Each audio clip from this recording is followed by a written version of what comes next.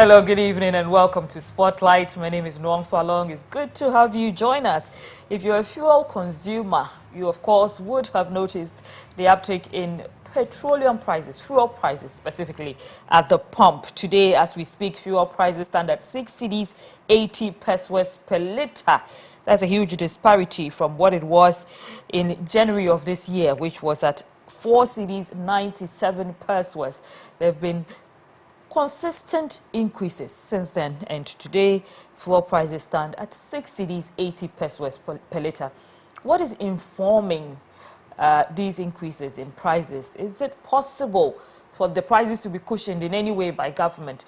We're going to be speaking to some experts who will be throwing more light on these questions and more. Stay with us. Of course, you'll be calling in towards the end of the program. Stick with us. We'll be back after the break.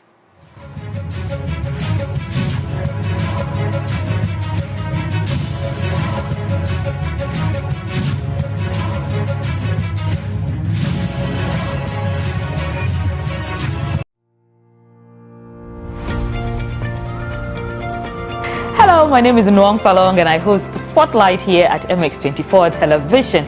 The entire month of October is dedicated to breast cancer awareness, and the overarching message here is early detection saves lives. At MX24, we want you to cross it out with MX24 on social media. Please hashtag us, cross it out, but go to the nearest health center and get your breast checked. Encourage your wives, encourage your sisters, encourage your brothers, because 1 in 1,000 men get diagnosed with breast cancer. You just might be saving a life. What's up, guys? Your boy Kidi. Hi guys, this is your girl Sefa. Hi guys, my name is Nasty Black. Hello guys, my name is Nanikia Ado. Hi, what's up, yo? This is D Black, the Ghana boy. Hi everyone, my name is Celestine Donko. And I'm here to face the fans. And I'm about to face the fans. I'm here to face the fans. I am here to face the fans. To face the fans. It's on MX24. It's on MX24. On MX24. It's on MX24. Keep it locked. Yes, boss. Put me on the stand. I'm facing you.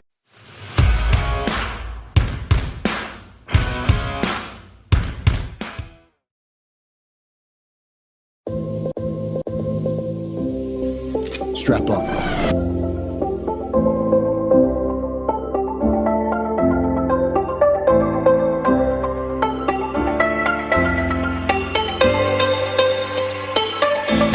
What?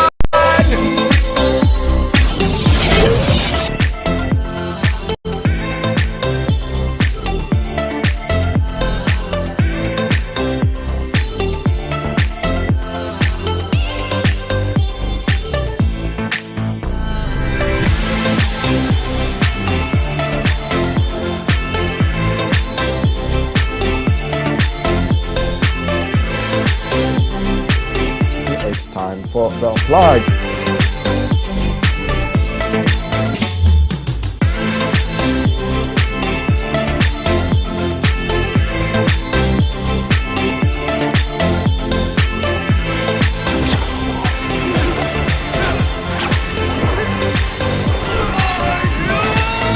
Right here on MX24.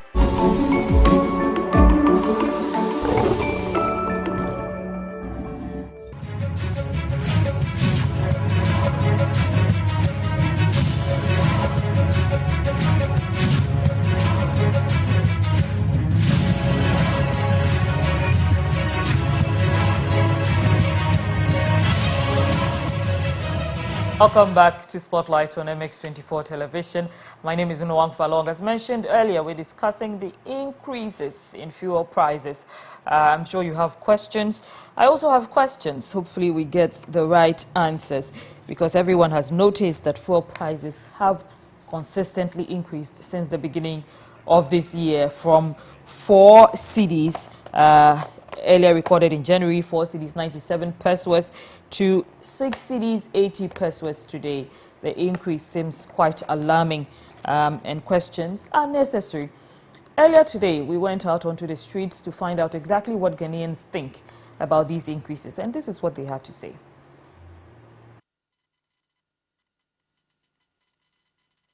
Madam, if you don't even know the reason why, maybe if I buy 370 cedis, I'll get full tank with this Toyota Yaris. But now I have to buy like 430 or 435 before I can get my full tank. Depends on the rounds I will make, okay? Sometimes, and depends if I use AC as well. But without AC and maybe normal day rounds, I can consume like half tank of it. And meanwhile, previously, I wouldn't even use more to that half tank.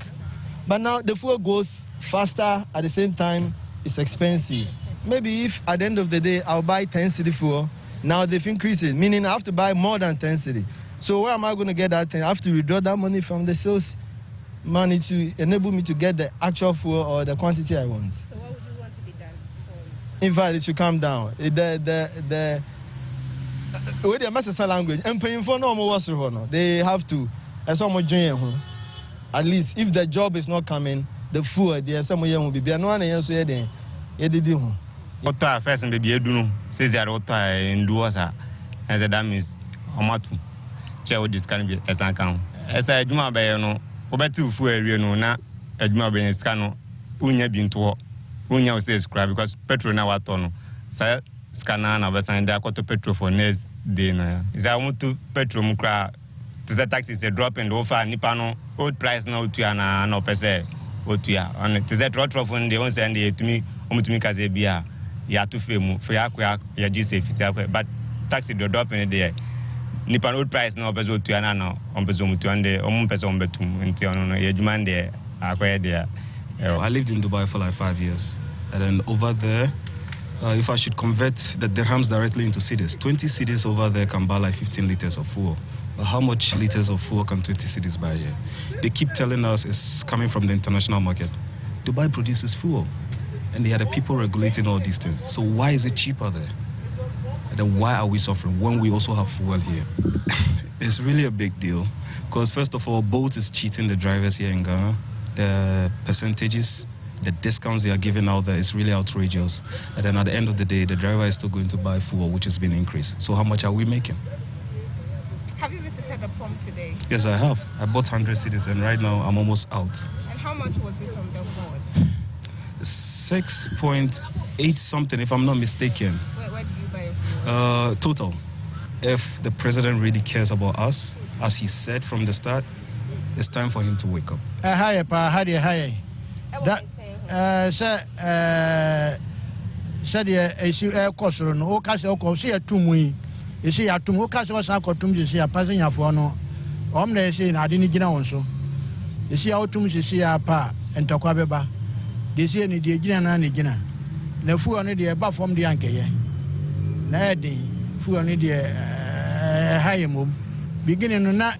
32, let's say, Otta is 64, 30.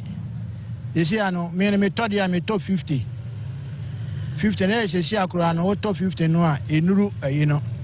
And I would toss so I said, yeah, no, yeah, dropping for no. So I can't what they call rounds, the new sick and you see, and maybe Ginano. Begin for say, what ma mean to Cano? For news to Tumuno. There's nothing wrong with that. No problem. Any echo. Now, so 2 more. She say, yeah, drivers no to mama. Ne, any equanim. But one of the things are buying way here, a wicked, way with the drivers, taxi drivers, or who say. So 2 for no more. He doesn't want to increase it for with the taxi drivers. The fuel has been increased every 3 weeks, every 3 weeks. I haven't seen any government increase fuel like that. Of this government. You see, our business is not moving at all. So have you seen the car? I'm not cleaning the car before you come. I'm using only 1 car. The 3 cars were packed completely because of fuel increasement. Now the gallon of fuel is now 30 something Ghana cedis now. That's 1 gallon of fuel.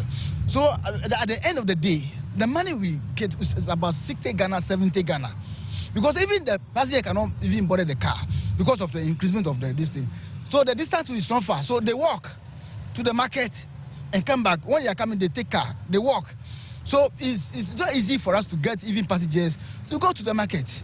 And the over 3 stations are, so when you're lucky, the whole day, you can't even make 100 Ghana cedis as a driver. Since, so since Rollins time up to Mahama time up to this man is very west cry. For government, we make money a lot with the drivers. When they increase it for us. But this government, particularly by going, I don't know what we drivers has done for this government. There's no increasement for we the drivers. If you increase the fuel, increase our salary, lorry fare. You heard from a cross-section of Ghanaians concerning how they are affected by the increases in fuel prices. How does it affect you personally at home? We're going to open the phone lines later. I'll be announcing the nines, and then you can call in and let us know how it directly affects you. Before that, there was also a press conference this evening by the National Democratic Congress on the same issue. We'll take a bit of that. Permits me to state from the word go that the Akufo-Addo Bawumia MPP government has shown itself to be callous and does not appear to give a hoot about the plight of Ghanaians. Otherwise, what can be the justification for the rampant and persistent increases in fuel prices we are witnessing in Ghana today? As you may be aware, Ghanaians have once again been slapped with another increase in the pump prices of fuel.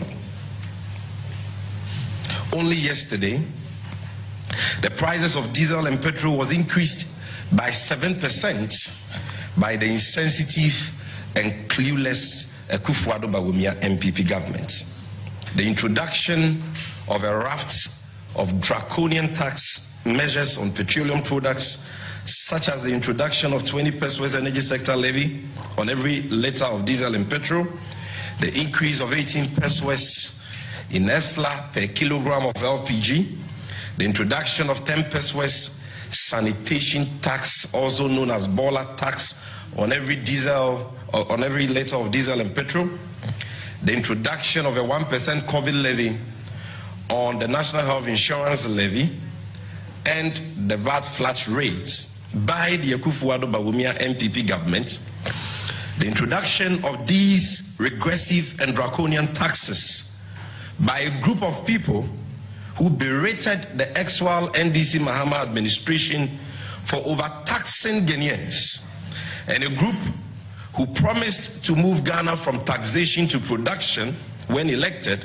smacks of deception and insensitivity of monumental proportions.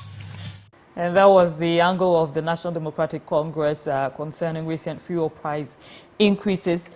We reached out to the National Petroleum Authority because we wanted to hear from them concerning this. They failed to respond to our calls. Luckily, we have on the show today a research analyst from the Institute of Energy Security, Fritz Moses. We also are expecting Duncan Amoah. He's the Executive Secretary of the Chamber of Petroleum Consumers. He should be joining us later in the program. He hasn't joined us yet. Also, Ibrahim Ibas Moro. He's the Industrial Relations Officer for GPRTU. Gentlemen, welcome to Spotlight. Thank you very much for having me. Fritz, is that you? Yes, that's me. Okay, great. Now, Mr. Moro, okay, great. I can hear you now. Thank you for joining. Hello. Yes. Hello, Mr. Moro. Can you hear me? I can hear you clearly. Thank you so much for joining. I'm listening to you. Yes, I said thank you so much for joining. Oh, you are welcome. You are welcome. Okay, I'll come to you shortly. Let me just quickly speak with Mr. Moses. You have listened to the submissions from the National Democratic Congress. You've also listened to some submissions from a cross-section of Ghanaians. Everyone has a different opinion, but I think what we all share in common is that there has been an increase.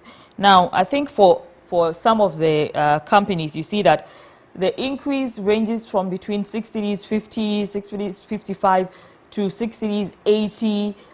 What I just want to clarify here is, why is there no uniform price across stations? All right. Thank you once again. I think the uniformity in price is difficult to achieve in the sense that in a deregulated market where the various actors are allowed to purchase their products from BDCs that they deem fit or BDCs that they deem appropriate for their businesses. And also the fact that the BDCs themselves are buying from different entities in Europe. There's the expectation that yes, the price will not be the same as we would expect it to be. Right. Is it possible to push for them to all have a uniform price? Is that even possible? That would be a bit difficult. I don't think it's possible in our deregulated market, in the sense that, I mean, the OMCs themselves are allowed to make their own purchases from wherever they want to make it from. All that they are supposed to do is to ensure that the prices at which they'll be selling at the various pumps per liter is in line with the price board that NPA will release at the end of the day for them. But Fritz, what is the reason for this increase in prices? You see, the argument varies from place to place, sometimes depending on who's speaking. Some say, well, fuel price has increased on the world market. Others say Ghana is a price taker, not a price setter. What is happening to us? Yes, certainly that's the case. That Ghana being the price taker, we are affected by the happenings on the international markets, in the sense that when OPEC, that's the oil producing and exporting countries, are unable to produce enough petroleum products to meet, or even oil to meet the demand, the existing demand, that means that prices will essentially rise up. And so at that point in time, when there's an increment in price at the international market, you'd expect that the BDCs in Canada also purchase from the European market would also increase their prices at the local pump. So that's exactly what we are seeing. That consistently from the somewhere in July last year, when the COVID pandemic started bouncing back and the economy started growing again, you've seen the prices rise up from around $40 per barrel. At the beginning of the year, it was around $50 per barrel. Currently, around $85 per barrel, because of the fact that prior to the bounce back of several economies, the OPEC nations, that's nations that produce oil in larger quantities, millions of barrels per day, had decided to cut down their production. And so there was a limit in production then, and then to also now. Meanwhile, coming into this year, you've seen demand for products from oil and oil have also increased, but the existing supply is unable to meet that demand. And so because of that disconnect between demand and supply, we are seeing the prices keep increasing.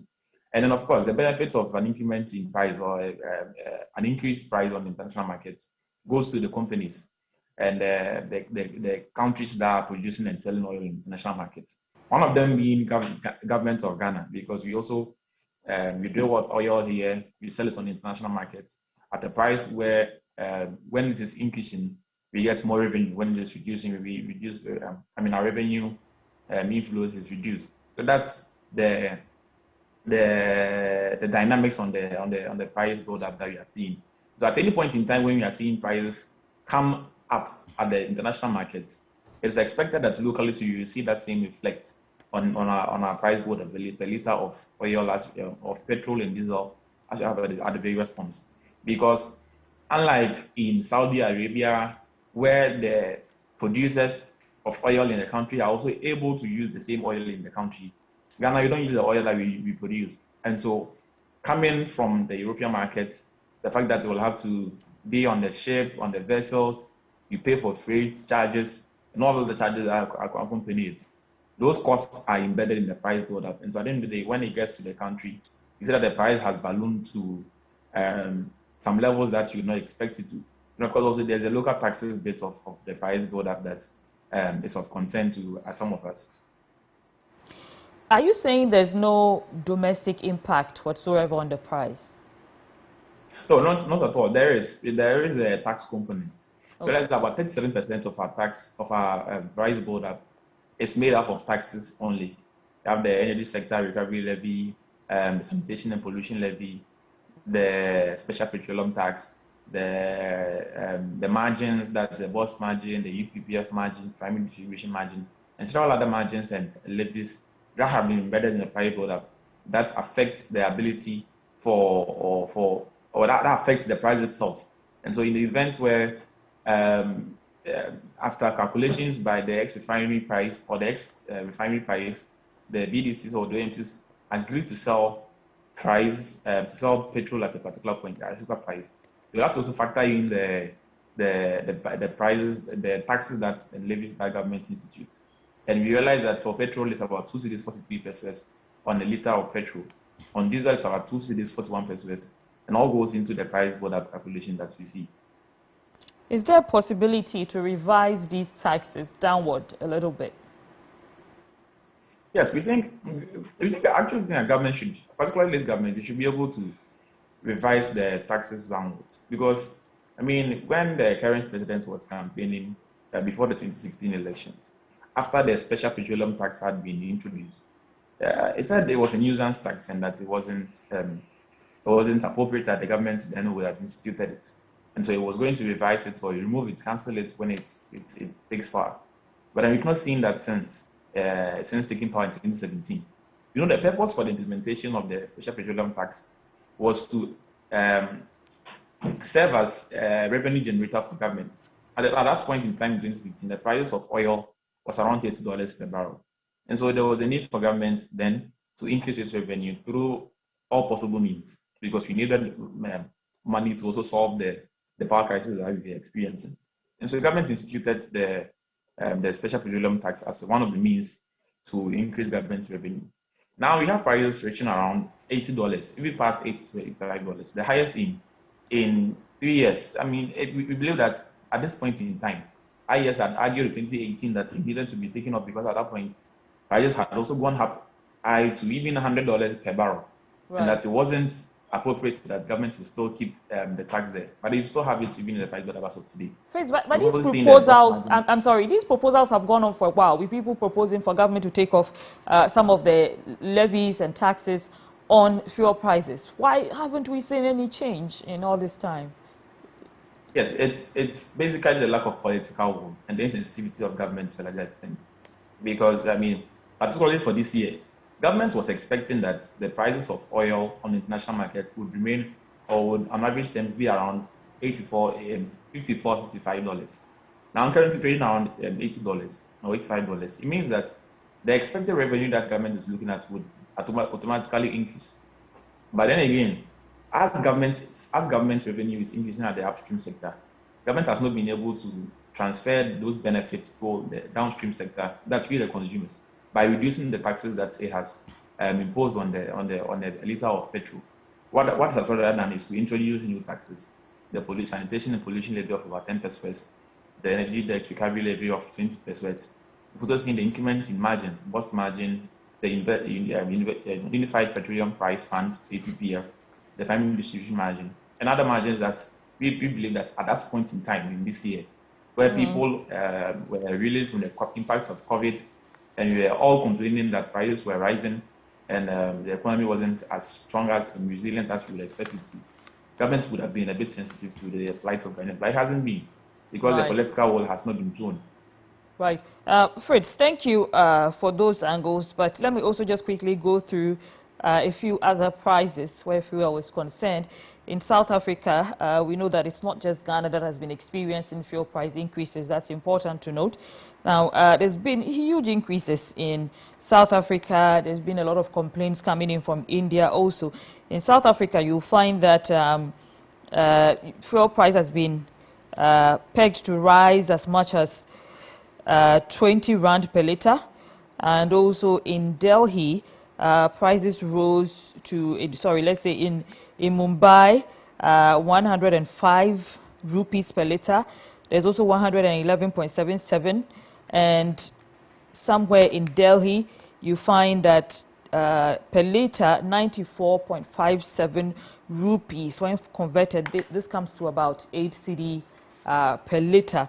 Now, let me just go to GPRTU's representative on the lines. Let me understand what drivers are thinking at this particular point. Hello, Mr. Moro. Good evening. Good evening. Thank you for joining us. Mr. Moro is the Industrial Relations Officer for GPRTU.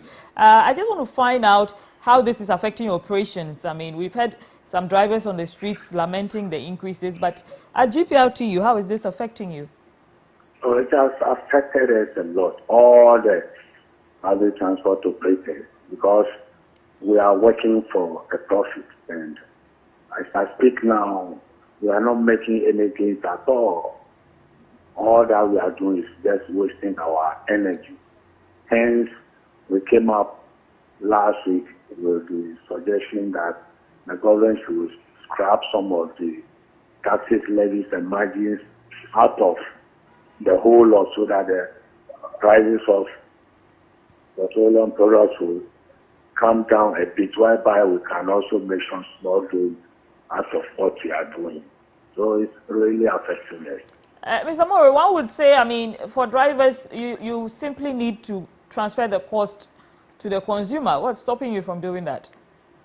We need to do what? You just transfer the cost onto the consumer. Before price increase, Yes, you increase first. You know, there's something we have to explain well. We are not practicing the deregulation. You know, we are not a developed country. We are in a developing country where things are not as easy as we have in other countries. I will use market woman, for example, who has gone through the hard day's work. After the close of the day, he or she goes home, look for water to clean himself or herself, look for some food and retire to bed. The next dawn, if he comes to join our vehicle and we say prices of fuel has been changed, and so 5 pesos has been increased to the lorry fare, you can imagine what will happen in the vehicle. There will be fights, there will be insults, there will be so many things. But if we are to practice the deregulation, we have to benefit because we increase the prices of fuel, then we decrease it. We most often experience the increments than decreasing. So this is our problem now. We normally sacrifice a lot, go through things before we come up with some small upward adjustment. Even when coming up, we consider so many things that we will have to take it out. Is there a possibility of transport price increases? Oh yes, of course. But that is not our first choice. Our first choice is we have come up with some suggestions to government. Okay. That should scrap about 5. Some are margins, some are levies, some are taxes, which of course, should government listen to us, it will yield profit to all of us, whereby we won't come up with any transport increment. And should government not listen to you? As we are talking about that, today we have experienced another increment. So this is a sign indicating that maybe the government is not ready to listen to us. Okay. So just sit and put our resources together, and maybe in a couple of days time we'll come out with something reasonable so that we can move forward with our business. If there's any increase, do you have any proposed margins as yet? By what margins will you increase? The speed at which fuel prices are being increased, if I mention something today, I might be having it wrong. I have to wait till the day we decide. Because the possibility of tomorrow coming up with another increment is there. So how I don't soon have to. Does Yes. How soon does the GPRC intend to decide? Is there a timeline to this? How soon do you intend to decide this? Oh, yes, this week we shall decide. This week we shall definitely, because we did not give government deadline. When we came up with the scrapping out of some margins, levies, and taxes, we didn't give them any deadline. So this week we shall decide on the next line of action. Of course, that was our first choice. If government decide to listen to us, there wouldn't be any upward adjustment. But if not, then we'll have to do that to survive, to keep on serving Mother Ghana and serve it well. So definitely this week you will hear from us. But these scrappings of taxes and levies that you're proposing, have you engaged government on it already? Yeah, that press release, and hopefully we think government will wish or would want to sit with us. If not, we don't have any choice, as I say. Thank you so much, Mr. Ibrahim You're Abbas. always welcome. You're always welcome. Moro is the Industrial Relations Officer at GPRTU, speaking on behalf of drivers over there. Let me go back to Mr. Fritz Moses, and I just wanted to find out from you, Mr. Moses, in a lot of these arguments, you find some people talking about Ghana's status as an oil producing country. Does that in any way serve to cushion us, or should it be cushioning us against fuel price increases? Under ideal circumstances, it should be able to. The fact that What is unideal about our circumstance? Yes, as a producer, what is expected is that you also be producing for your country. Right. That is, you would also be refining the oil that you are producing to product that can be used in your country. But unfortunately, that's not the case for Ghana. I mean, we see that in Saudi Arabia, we see it in Russia, in several other countries are actually producing oil. But in Ghana here, where we have the thermal oil refinery, which was supposed to perform that task of refining the oil that we are producing from our fields, that's not what's happening, because the persons involved or the companies involved in the production of oil in Ghana and its exploration, that's the international oil companies, they are looking at generating their profits as soon as possible. And so after they have extracted the oil from the fields, it doesn't even reach the shores of Ghana. Just from then it moves away to the European market, where it is sold for immediate monetary gains. And that's what unfortunately is happening in Ghana. And also the fact that the oil refinery, which is supposed to be the refining firm or the refining company in Ghana, has not been able to live up to its expectation. Now, the national average consumption for petroleum products, it's around 100,000 barrels per day. Meanwhile, the oil refinery is only able to make about 25,000 barrels per day. That's woefully inadequate to even meet the national demand for petroleum products. And so there's no justification, there's no incentive or motivation to push for to operate at that maximum level to ensure that in the event where prices are rising on the international market, we can rely on top.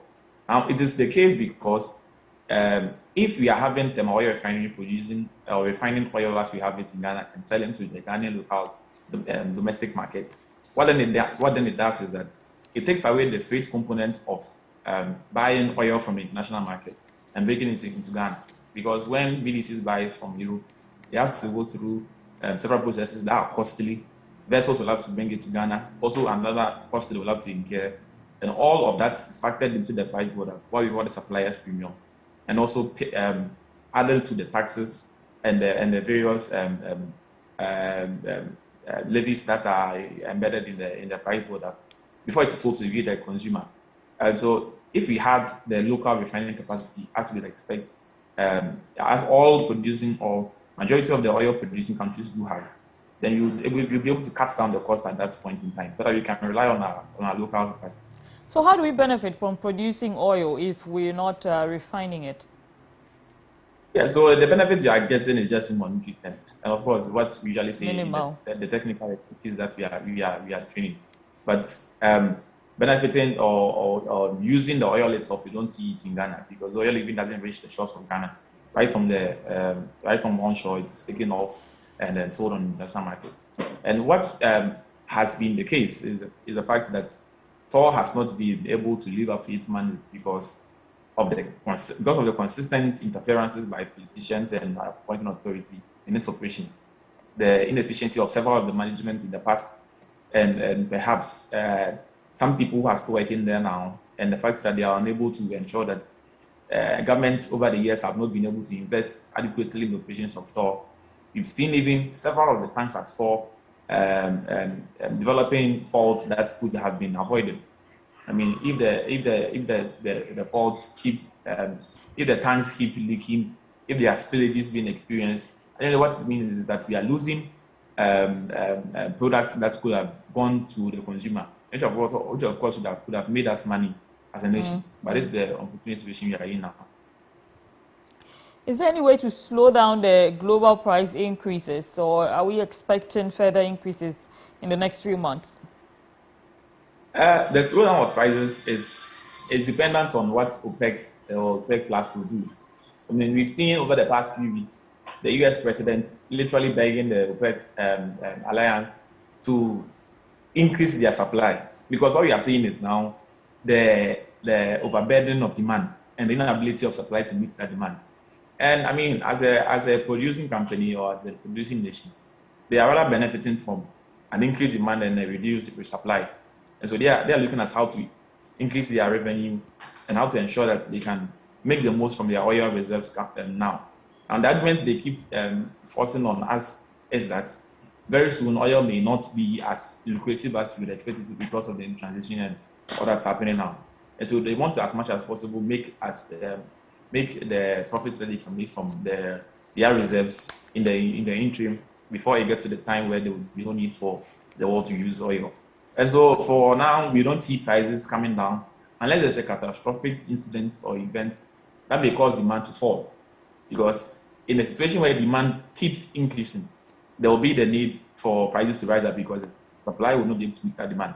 Currently, we are still being cut. The production is still cut. OPEC is releasing just 400 barrels per day onto the market till next year, April. And so if that is not increased and the demand keeps increasing as we are seeing it, then we continue to see prices increase. Just last week, prices of crude, that's oil, was around $83, $82. Now, just this morning, it went to $86, meaning the expectation that oil may reach $90 before the year ends is high, and something that if it should happen, then it means we are of course going to see that trickle down also on the Ghanaian consumer. Give me a moment. Let me just quickly announce the phone lines to our listeners. If you're home and you want to talk to us about any peculiarities in the effect where you're concerned, just call us on 0550 331 511. Again, 0550 331 511 or 020 47 38 481. Again, 020-473-8481. Those are the phone lines to reach us on. Please call us and be part of the conversation. But let me quickly go back to Fritz. Fritz, quickly, is it possible that the retailers are also overstating the retail prices? We don't think so because, I mean, for some time, when the prices were increasing on the international market, and we were expecting that they would also increase it at the local market, there was the inhibition or the prevention of that increment in the local market. So, we see in some of the windows, prices would increase by 2%, some by 1.5%, some by 3%. But you don't see that reflect on the local market. If that had been the case, like it was in India or it has been in India, where there is almost a consistent increase in price of fuel marginally every 2 weeks, then we wouldn't have been seeing a price that currently because it would have been higher than what we are seeing now. But they, as the retailers, the OMCs, have been able to, I should say, take up some of the costs that they have been incurring in the purchases of petroleum products over the last few months, over the last year, I should say. And so, for the current price that we are seeing, we think it is the appropriate prices, the right prices that we should be seeing them sell out to Ghanaians. That we don't see any shortchanging on their part to Ghanaians. If there's any, then I think it should rather be the taxes that are being imposed. In the result, of course, the fact that government's revenue cannot be the justification for the existence of the taxes on the price per liter of petrol, diesel, and LPG and all the other petroleum products. Because so they are expected to increase because prices have reached $86 just this morning, more than 55, 54 on average, as the government had predicted. Fritz, let me go to the phone lines where we have Kobe waiting. Kobe from Takrade. Sorry to keep you waiting. Please let us hear you. No problem, madam. Good evening. Good evening. How are you doing? I'm doing well, but it's not all that well. Why? I'm a tipper truck driver myself. Okay. This morning I went to a fuel station to go and have a fuel. When I went there, it has ballooned 25 liters. That 25 liters 5 gallon. Before you to the phone, unless you have 200 cedis. What is happening in this country? In fact, our leaders, they should be very careful because Guinea is a country and it's not different from Ghana. We are all African countries. What is going on? One day, you have to be very careful. Thank you. Something strange will happen if you don't take care in this country. Thank you so much, Kobe from Takrade. Grateful for your submission there. We have SK Abua on the phone from Kumasi. SK. What I'm saying is that Right. The government will not listen to even any citizen in this country. Because if you have food, if you produce our own oil in this country, why do you have to sell it outside for outside income? Meanwhile, the people here need the oil. Why can't we sell it to our own people and reduce the price for the people? If you want the betterment for the people, why do you have to sell it outside? The politicians want to get their own money. They don't care about the citizens. They want to get their own money. That's why they sell it outside to get something from it. SK, we don't have a way of refining the oil. I don't know if you missed that. We are not able to refine it, so it's... We are not able to. That means the politics, that is definitely, they are intentionally doing that. Why can't we refine it here? What is it that caused that Ghana cannot, what do we even need to do that we cannot even do? This is 21st century. So if something like that is going on, it is intentional. Politicians, they are very wicked. It is intentional. They have to make up their mind not to do that. Because when they send it outside, they get something from it. They are doing that. So they can't tell us up to this time you can't refine oil in this country. Thank you. Intentional. Thank you so much, SK Ewa from Kumasi. There's someone on the phone from Ho. Hello. Yeah, hello, madam. Yes. Yes, please. Your name and your submission, please. Okay, my name is Ali. Okay. I'm calling from Ho.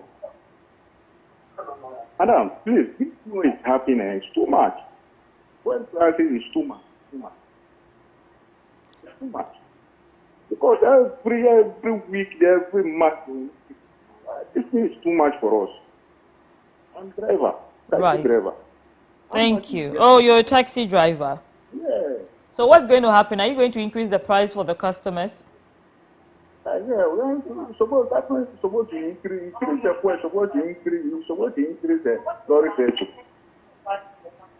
Thank you so much, Ali from Ho. Ali is a taxi driver. The phone lines are still open. Okay, before I go there, let me just take a call from Stephen, who is calling from Takrady. That's two calls from Takrady. Hello, Stephen.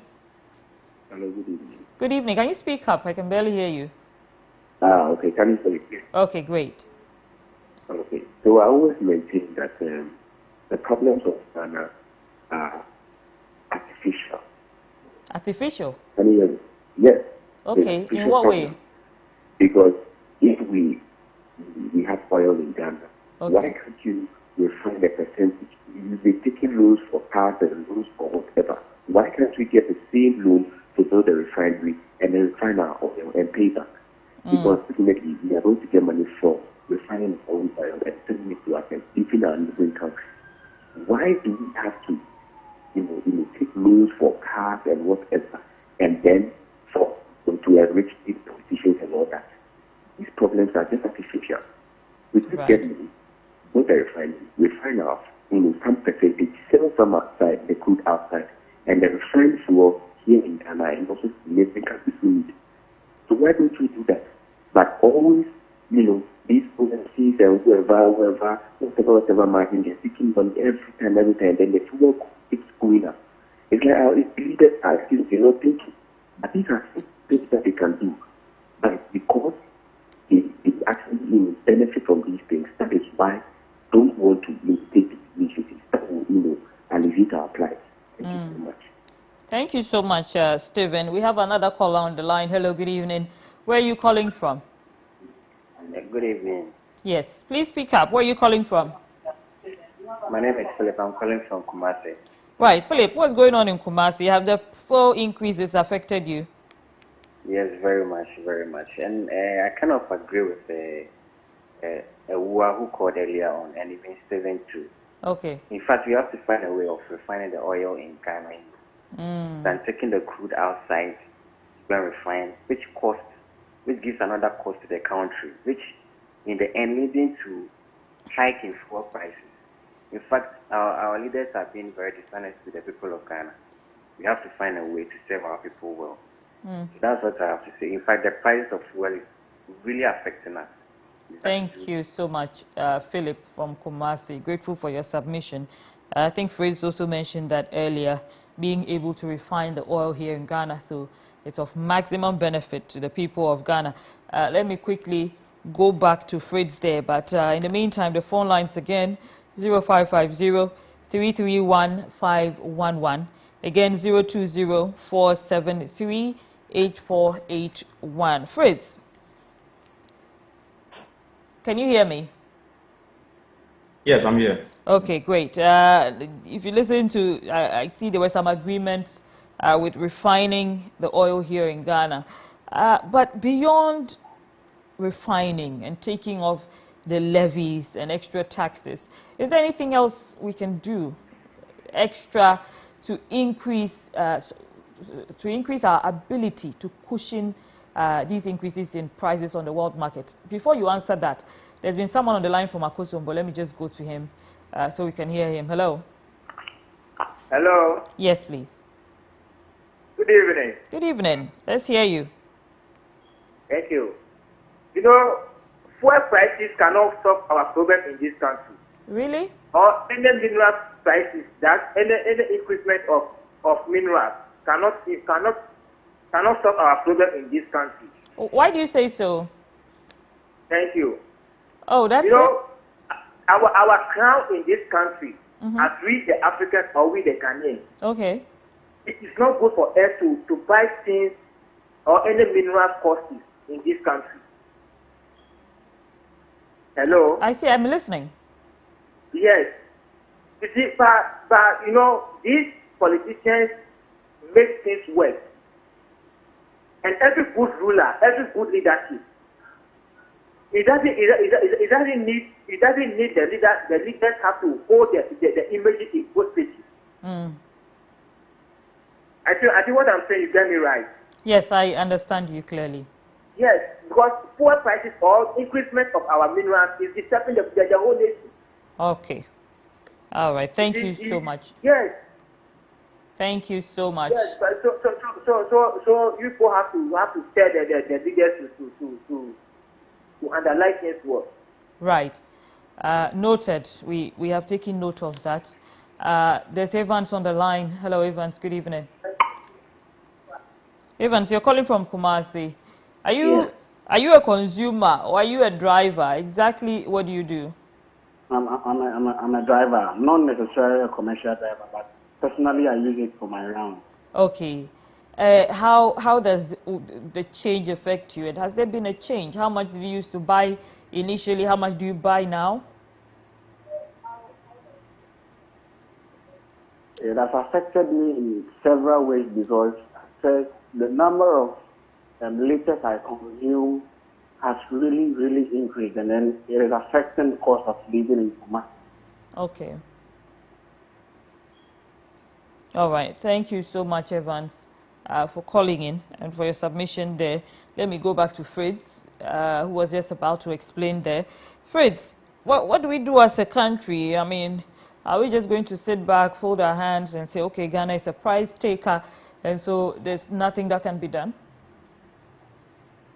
No, certainly not. I mean, that's not what you should be doing. Aside reducing our tax component on the price dollar, I think, and also, of course, increasing refining capacity by investing in TOR and ensuring that it is efficient, bringing in private investors to take the management of TOR and all that. I think that's another thing that we can do as a nation is to do what exactly BOST was meant to do. That's the name itself says is bulk oil storage and transportation. So to store and buy and store petroleum reserve or petroleum products. Now at that point in time, what used to happen was that when the price on the international markets reduced for petrol and diesel, we would have BOST purchase petrol that we can be used for 3 months, keep them so that at any point in time when prices are rising, we can release that onto the local market so that they can stabilize the prices a bit. Actually, what you are seeing is that BOST has become more like a commercial entity.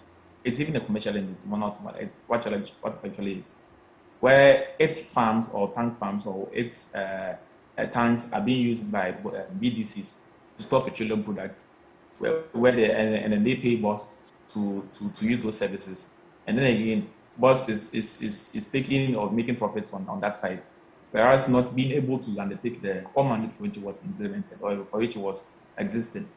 Boss keep asking Ghanaians to increase the margin for them on the price board. We did that last year. Just this year we have increased the price again for the boss margin, all in a bid to do what they call servicing of its pipelines and its operations. And we think it is largely that it has been shortchanging the Ghanaian public in the sense that the mandate which it was meant to was established has not been fully undertaken. You see, boss engaging in activities that do not speak to the core mandate for which it was established, and that is insensitive enough to the money that is paid to it.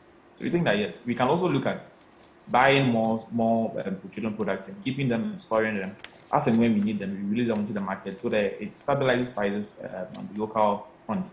But on the issue of Thor, I think it is important what we are discussing, and of course, beginning of the year, prices started rising and all that. I think it has stroked the debate on what function Thor should actually play and which actors should be playing those functions.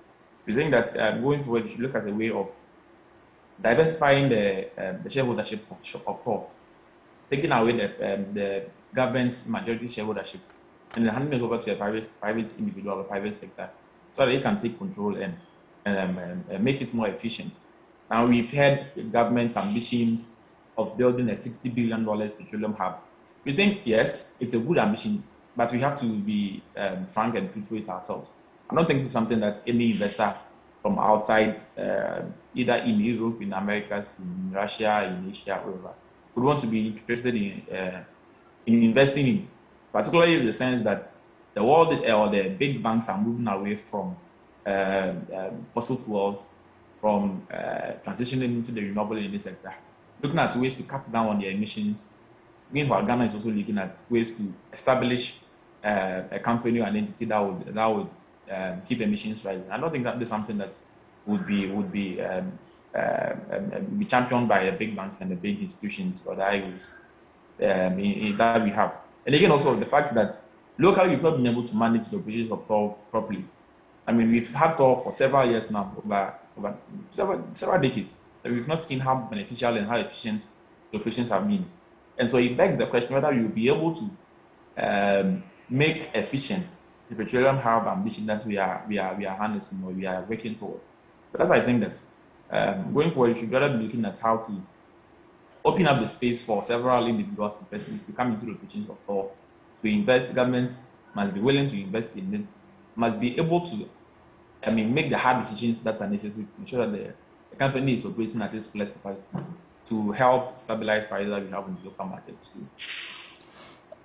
Fritz, we've been compared to certain countries like Togo and Benin, where their prices seem to be relatively lower than others, and especially our price. And these countries do not produce oil. How are they able to stabilize their prices better than us? Yes, I think largely at the end of the day it leads to the taxes. And also, of course, the quantities of petroleum products that have been brought in. Looking at the population size and the amount that's consumed per day, you'd expect that theirs will be lower than us. And also, of course, the fact that they do not have several OMCs like we have. We have over 100 OMCs operating in Ghana. Of course, that means that they are all getting their revenues or their petroleum products from several entities and companies. And so there is that competition, or there's not that competition in there as we have in Ghana here. And so yes, one, because they are not that, their consumption is not that huge, and of course also the tax component that is not that excessive as we have in Ghana here. Fred, what is the anticipation of prices? Will they be stable going into December and January? Do we expect an increase? We know that a decrease is usually impossible. Going into even November, it's expected that prices may rise because just last week, as I was saying earlier, just last week we saw prices around $82, $83. Currently this morning it was around $86. We don't know what may happen at the end of the week. If it should reach $90 by next week, then it will mean that going forward in November, when the price stabilization recovery levy suspension comes in, that means a reduction of about 60%. It may be able to stabilize prices for some time. But we are entering winter, at a time when the northern hemisphere is affecting or is going to really affect the supply ability of OPEC and its allies, you would expect the supply crunch to even further deepen. And so at that point in time where supply has reduced substantially and there's an increase in demand across the world globally, economies are returning back to normal and all that, you'd expect prices to increase. And so even for myself, I'm expecting that prices may reach $92 per barrel before the end of the year. Interesting there. That would be disastrous for most people, consumers especially, including me. When you're driving, especially now when there's so much traffic on the roads, and you're sitting in traffic and the fuel is burning, and you know fuel prices are increasing, not a good feeling. But you've heard from Fritz, and the prices are expected to rise. And the prices presently are being informed by global market structures. We're also failing locally to institute simple measures or not so simple measures like refining the oil that we produce. So we're not able to benefit much from that angle. We are also failing consistently to take off certain levies and taxes that are incorporated into the price per litre at the pump. Going into the next few days, we'll be following the increases in fuel prices and bringing you the stories and the updates that come with it. Hopefully we'll have some good news for you. My name is Noong Falong. Thank you so much for staying with us on Spotlight. We have the news coming up shortly with Marie-France Fojo. Stay with us.